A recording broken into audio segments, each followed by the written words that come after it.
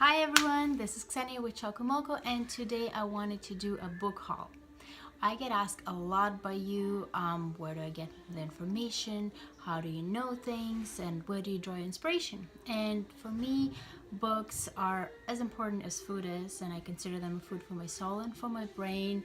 I buy tons of them. I get gifted a lot of them. Everyone who knows me knows that for me, book is the best present ever, especially if it's food related, self-love related, anything and everything, really, but primarily food books of any kind.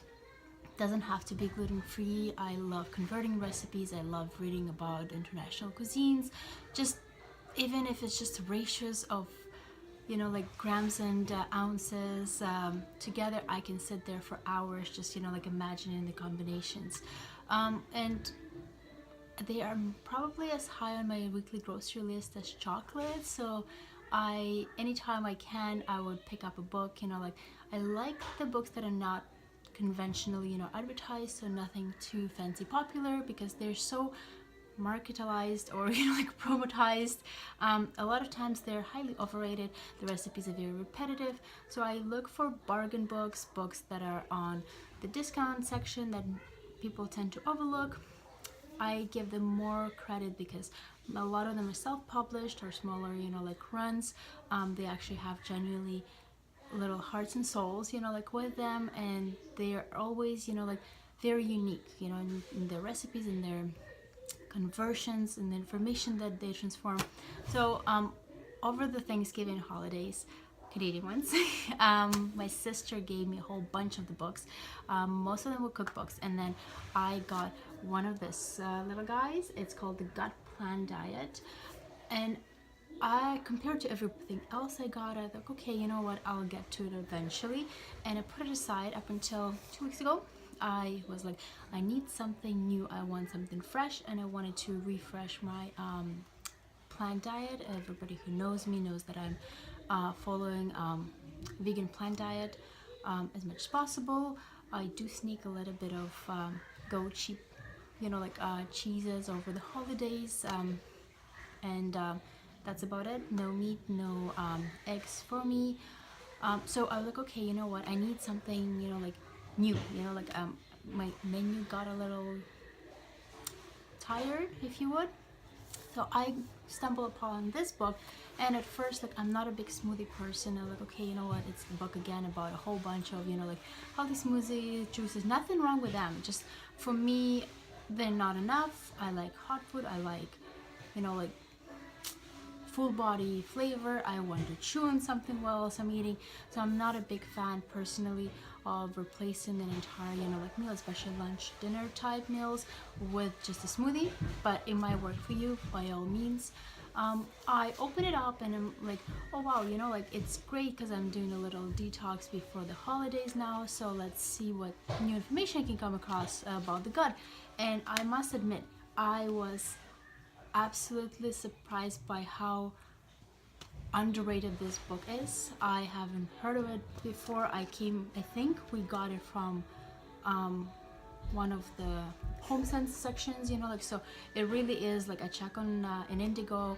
It is on Amazon, but I check on Indigo and they didn't have any copies, at least not in the Durham area. And I'm like, okay, well, they really should give this book much more credit. The first half of the book gives you a very detailed explanation about what gut is. Mommy. Yes, baby. What are you doing? I am recording a video. You want to say hi? Say hi. Hi. Hi, Mama. Cheese. Hi. Hi. Hi, cheese. To the book. So my opinion of the book is that it's fantastically structured.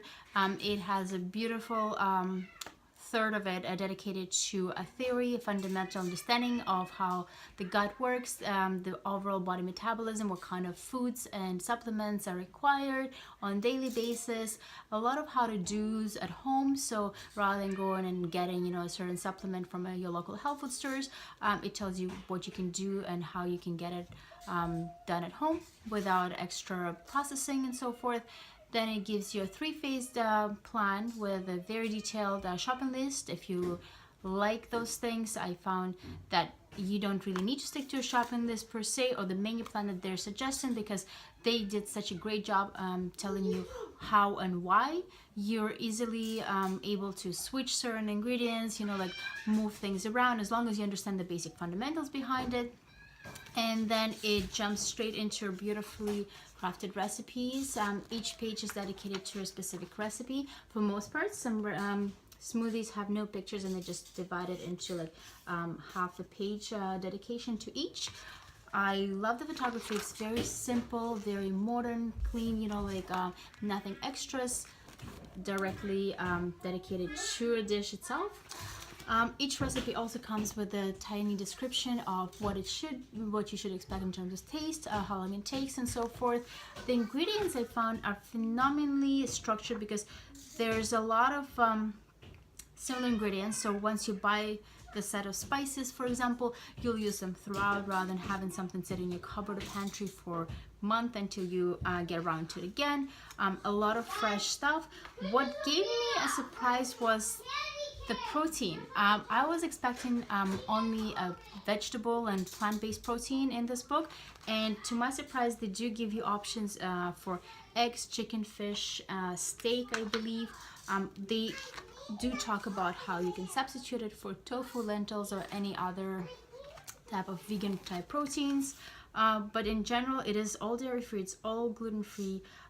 There's nothing processed, so it's all like really farm to table kind of concept, which is beautiful. And there's a lot of recipes I found that could be converted one into another. Like, let's say if you're doing a salad for lunch, you can use the leftovers into your stew for the evening, which is great. If you have families and you're cooking more than for one person, or you're doing a meal prep and you have some leftovers and you don't want to eat it, you can easily, with a little bit of work, convert it into something entirely new. They do, however, one thing that I have to bring up was the categorization of the recipes. They're going by phases in which they suggest taking the detox, so their planned meal, which is rest, active detox, and reset. And it's wonderful that they're preparing your body, but they divide the recipes into those phases. So let's say there's desserts in phase 1, then we go back into breakfast mains in phase 2, and then back to the desserts in phase 2, and so same happens in phase 3. So sometimes it gets a little confusing. If you're coming back to the book looking for a recipe, you flip through the back of the page and you don't find what you're looking for, and then you'll have to kind of like flip over every single page, unless you have little notes on the side looking for the recipe that you're looking for. Overall, I would give this book a thumbs up. I think it's a phenomenal find. Really small, could be your pocket version, like keep it in your bag whilst you're studying, on the subway or on your lunch break. In general, if you like the review, let me know down. Subscribe to my channel, and I will see you later.